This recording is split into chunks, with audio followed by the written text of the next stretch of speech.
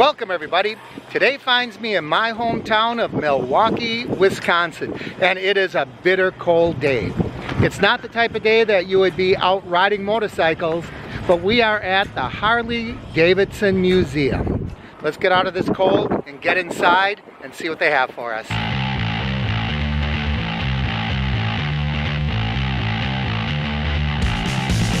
And here they are.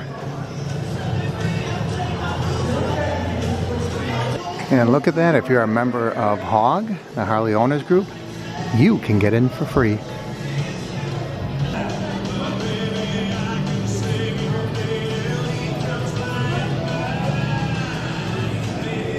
This is just by the coat check area. It's one of the original Transformers from the Juneau Avenue factory, 1913. So you can see I've got some headphones around my neck. That's because I'm taking a self-guided tour. You have a little map and it tells you everything there is to know about the museum as we go through. And this display says it's the Renaissance Woman. There's Biker Barbara in 1957. And there's Barbara on her 95th birthday with a Harley-Davidson cake. $250 would get you a brand new Gray Fellow in 1911. And look at those huge belts that drive the rear wheel. And here they've really broken it down.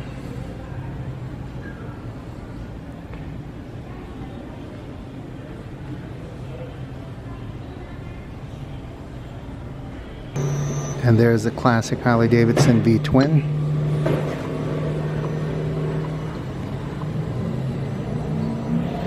And how can you not love the deep, throaty sound of a Harley-Davidson?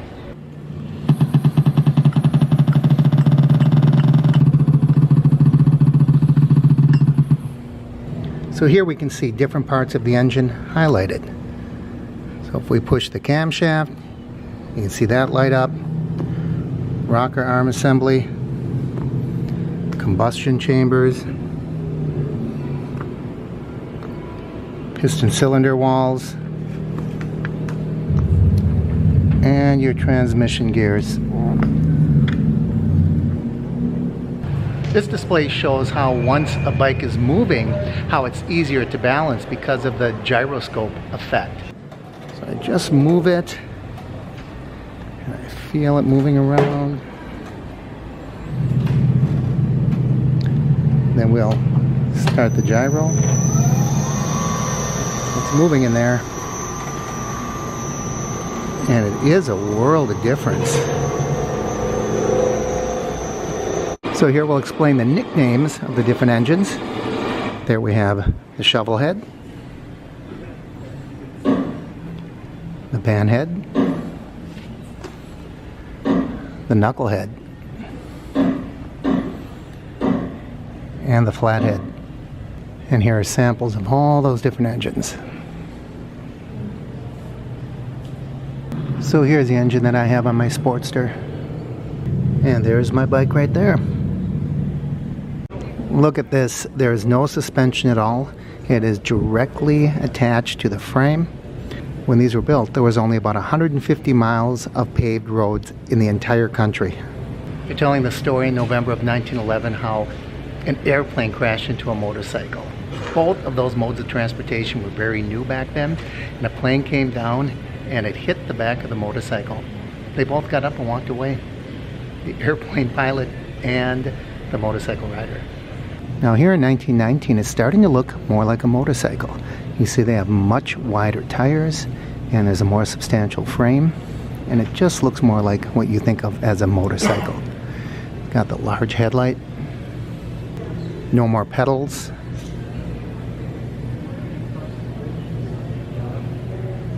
Absolutely starting to look like what we think of as a motorcycle. And here we are in 1928. We're starting to see the Harley-Davidson teardrop-shaped fuel tank. And here's an old sidecar from 1918. That looks like it would be a whole lot of fun, doesn't it? Probably not a whole lot of comfort, but a whole lot of fun. And finally, this looks like a full-fledged motorcycle. It even has a kickstart on it. And there we see the flathead.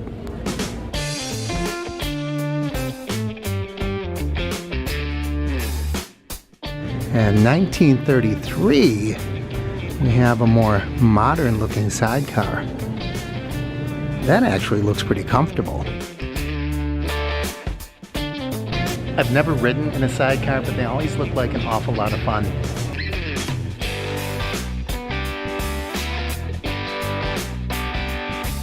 And here's 1937, where they introduced the Knucklehead.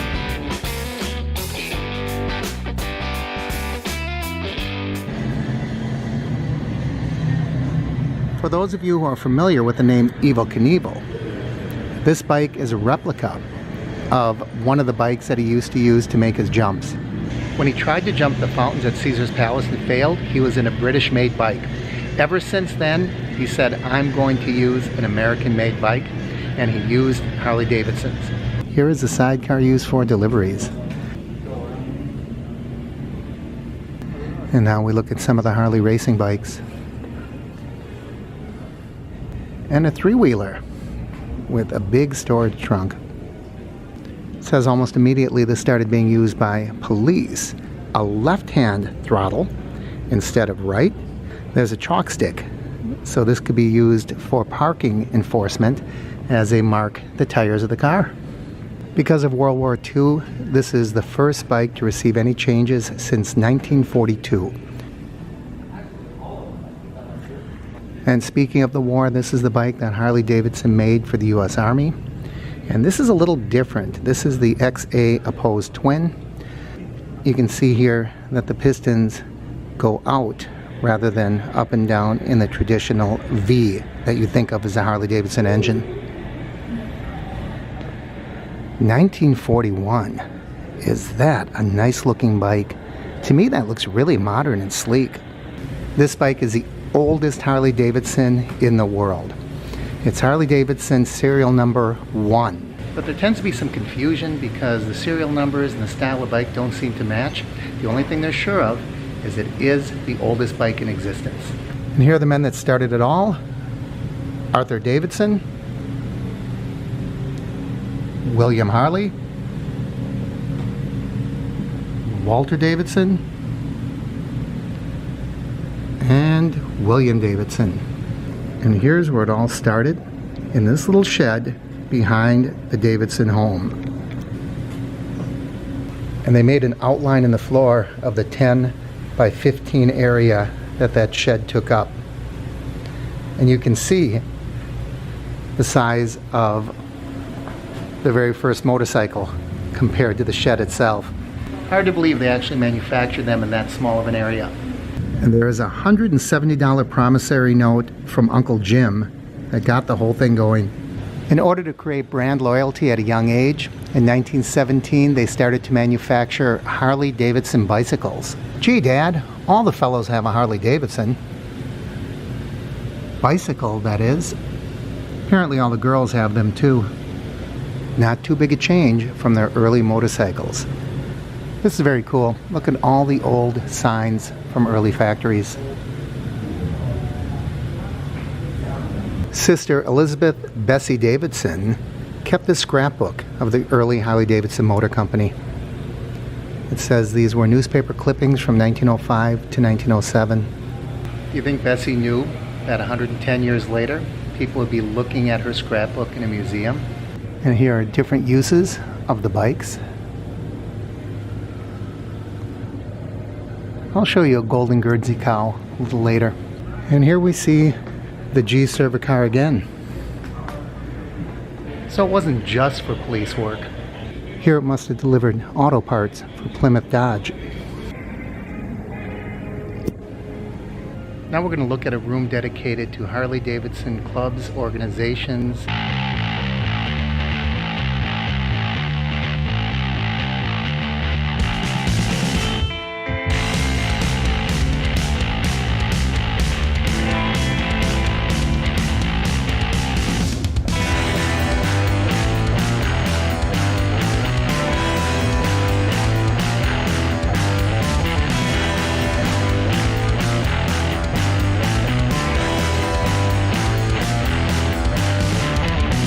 Here's a Sturgis Motorcycle Rally from 1955.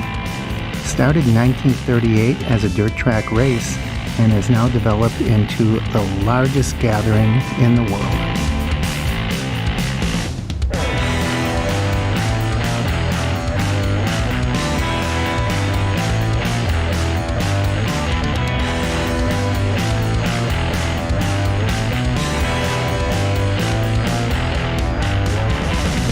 What better evidence of durability? What indeed?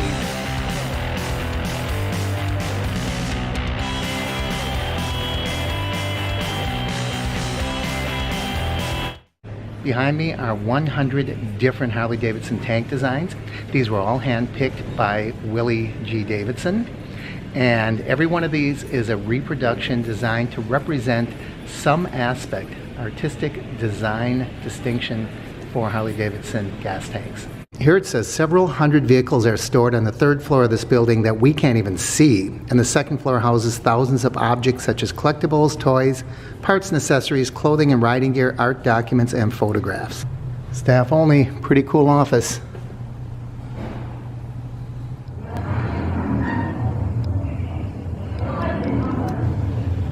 Oh my goodness, look at the kids station. I want to do one of these.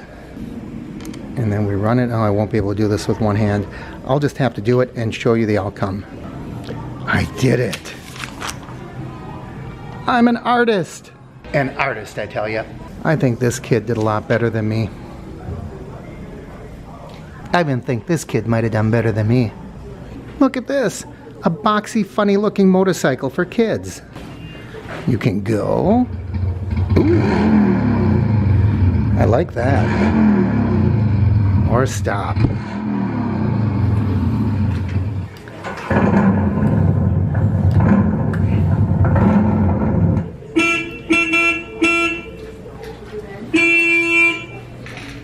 This thing has got everything. There's a lot of fun stuff in here if you're a kid. This might have been what a Harley shop looked like in 1951. And these displays discuss after the war, when motorcycles started taking on the outlaw image. Of course, one of the hallmarks of Harley-Davidson is that they are always customized. There are different things you do to your bike to make every one unique. That could be paint or accessories, but almost every single Harley-Davidson is just a little bit different than any other one you'll see. There we start getting into the motorcycle clubs, or what some people may think of as motorcycle gangs. And here we see a lot of the different accessories that make every single bike just a little different. And in the background they're playing clips from different movies that featured motorcycles and motorcycle culture.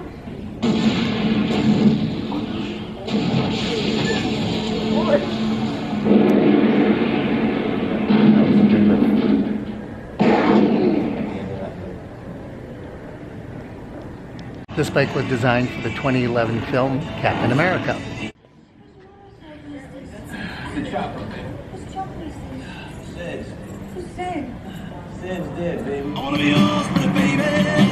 And here is the scenes from the Wild Ones. And here are motorcycle jackets from the movies. Willing to buy into the phony prosperity of the late. And I think this is my favorite bike yet. It was owned by none other than Elvis Presley. And there's the king on this very bike. This is very cool.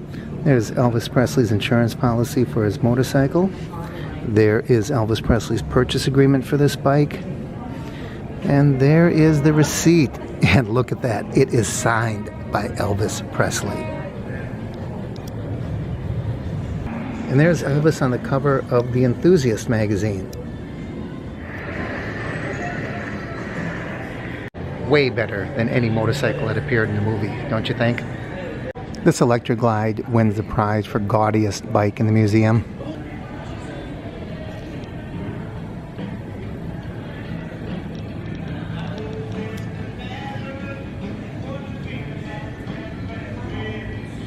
And this is what we saw from above. the ramp leading up to the Evel Knievel bike. This is really wild. Look how stretched out this is. Look at the size of that rear tire. That's got to be 20 inches wide. That is wild. Here's a Heritage Softail. Always been one of my very favorite motorcycles. I just like the nostalgic throwback feel of this bike. Then again, maybe this is more my style. I'm a menace to society. This may look like something from Back to the Future, but it's really a Softail test bike. It records everything that happens as the bike is riding.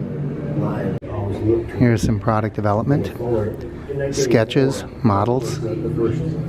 And the Softail is very cool because the whole frame can move with the rear tire, so it still has that classic look, and yet it has a smooth ride.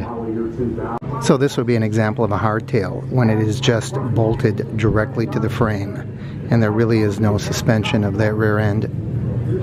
And who can forget all the hours of fun we had in the open water in our Tomahawk fiberglass boat by Harley-Davidson. Boats, snowmobiles, golf carts, it just isn't right, I tell you. It just isn't right. And then there's the topper. But come on, how would Elvis have looked riding that? I suppose the topper did come out with this cool little advertising viewer. You know, every good attraction has a gift shop. This is no different. We'll just take a quick look. Of course, as always, we're going to find that shot glass. Look at that. People are little spark plugs. I have no idea the significance. And here we go. What do you think? $8.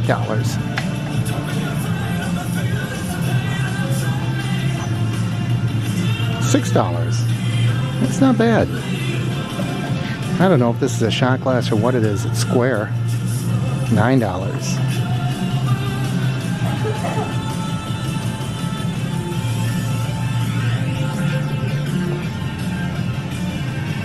A lot of nice Harley-Davidson signs. Let's see what these tin signs cost. $18. They're embossed. They're pretty nice. And of course, lots of wearables. There's a retro 1970s. I won't be getting a t-shirt today. I'm just not a t-shirt guy. At some point in your life, you just stop wearing t-shirts with pictures on the front, right? Am I right? This is pretty cool. Harley-Davidson poker chips. And a lot of other gambling devices, dice, playing cards. But the chips, I think, are particularly cool. I hope you enjoyed our visit to the Harley-Davidson Museum in Milwaukee, Wisconsin. As always, I encourage you to leave your comments down below. If you haven't already, please subscribe and ring that bell icon up above so you can be notified when I post new videos. Thanks for watching, everyone. I'm Mark from the Average Me channel.